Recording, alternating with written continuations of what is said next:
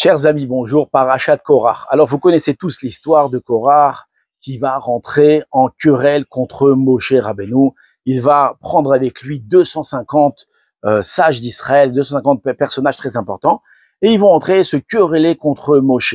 Alors, lorsque vous regardez dans le Midrash, comme Rashi nous dit que c'est joliment raconté dans le Midrash, on voit que Korach va venir s'attaquer à Moshe, s'attaquer à la prophétie de Moshe. Il va commencer à renier les lois que Moshe a enseignées dans sa Torah, et il va dire que c'est pas Hachem qui lui a enseigné telle ou telle loi, et que c'est pas comme ci, et c'est pas comme ça, et pourquoi toi tu serais au-dessus de nous. Donc il va venir à faire une grande querelle contre Moshe. Maintenant, quelle va être la réaction de Moshe? Alors on voit dans toute la Torah, lorsque il va arriver un malheur dans le peuple juif, un grand événement, on voit qu'à chaque fois que Moshe Rabbeinu va prendre la défense du peuple juif. Par exemple, lorsqu'il y a eu la faute du veau d'or, on voit que Moshe Rabbeinu ne va pas dire à Hachem, vas-y détruis-les. Au contraire, il va monter au Har Sinaï et il va plaider pour eux pendant 40 jours. Il va pleurer pour eux, il va tout faire pour les épargner. Lorsqu'ils vont, après la faute des Meraglim, des explorateurs, Moshe Rabbeinu va prendre aussi la défense du peuple juif. Quand ils vont se plaindre, on n'a pas de viande, on n'a pas de ci. Alors aussi là-bas, Moshe Rabbeinu, il va avoir pitié d'eux, il va prier, il va demander à Hachem, et on essaie de faire quelque chose pour les sauver.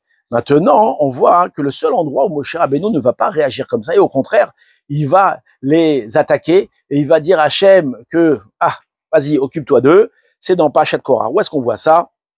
Alors, c'est dans le chapitre 16, verset 15. Qu'est-ce qu'il va dire? On voit que, donc, Korach va lui dire que même la terre dans laquelle que tu nous as promis, on irait, la terre où coule le lait et le miel, tu ne nous as pas apporté. Alors là, Moshe Rabbeinu, il va entendre ça, et il va pas être très content. Regardez, je vous dis le verset 15.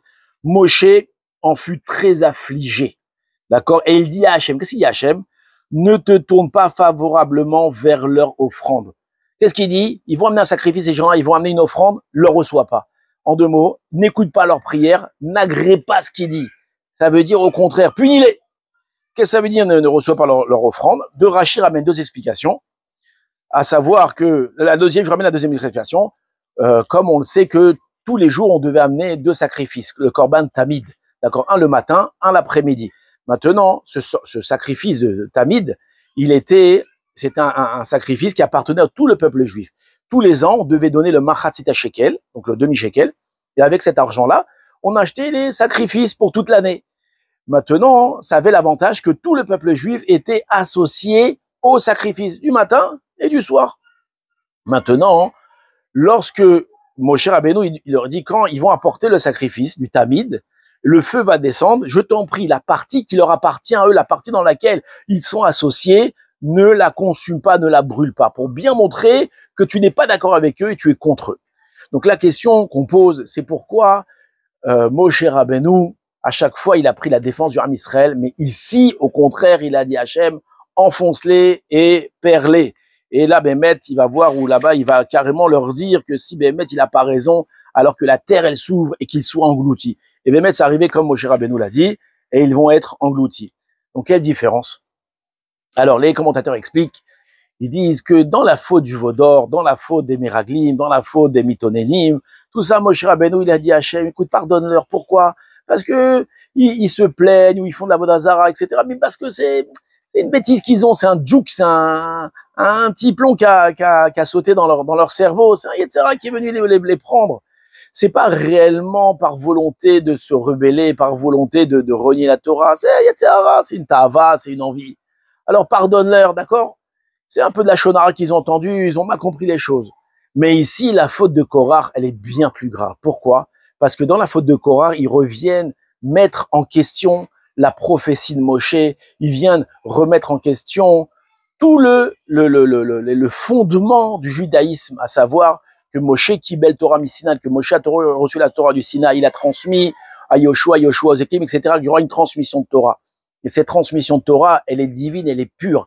Lorsque quelqu'un se lève, il commence à remettre en question les mitzvot, en disant, mais qui nous dit que c'est comme ci, mais qui nous dit que c'est comme ça, mais qui nous dit que Moshe Rabbeinu, vraiment c'était lui le prophète, qui nous dit que il a vraiment reçu, qui nous dit que Hachem il a vraiment choisi.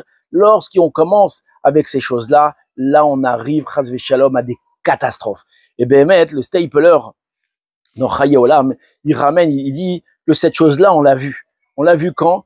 Il y a encore 200 ans, tout le peuple juif était Shomer Shabbat, tout le peuple juif mangeait kasher, tout le peuple juif faisait attention, faisait attention. Alors il y avait des endroits où il y avait plus d'érudits, d'autres moins d'érudits. On voit que tout le Ham Israël était plus ou moins religieux, même plus que moins religieux.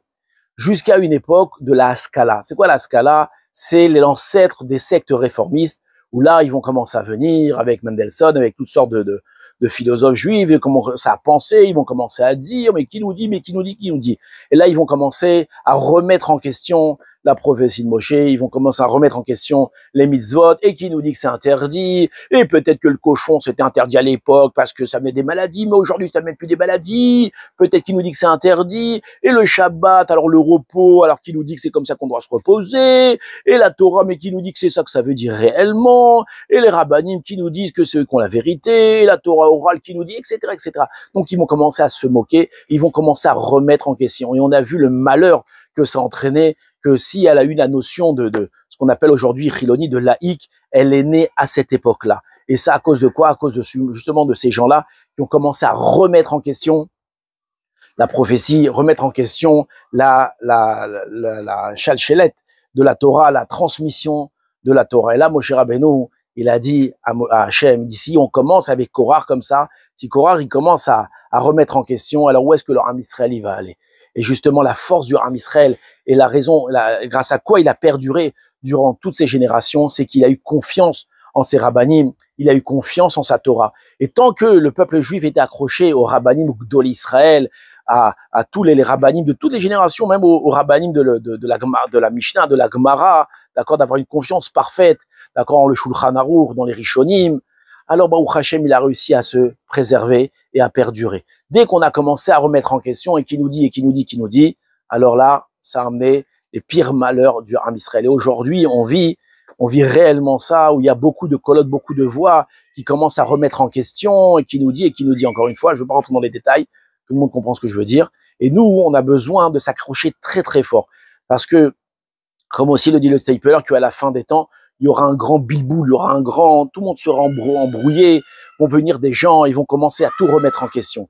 Et ceux qui seront préservés pour accueillir le Mashiach, c'est justement ceux qui vont réussir à tenir très fort le tronc de Torah et de ne pas quitter cette confiance qu'on a envers nos chachamim. Alors c'est vrai, aujourd'hui les chachamim, on les connaît pas, on sait pas c'est qui ces rabbanim. Avant, malgré tout, il y a des gens qui les connaissent, d'accord, c'est des gens, des grands talmidim des chachamim qui ont reçu des générations précédentes et on doit avoir une confiance aveugle en ces gens-là et c'est uniquement si on suit leur enseignement, Bezrat Hashem, qu'on pourra perdurer, nous et nos enfants, sur la terre d'Israël. Shabbat Shalom. À bientôt, Raphaël.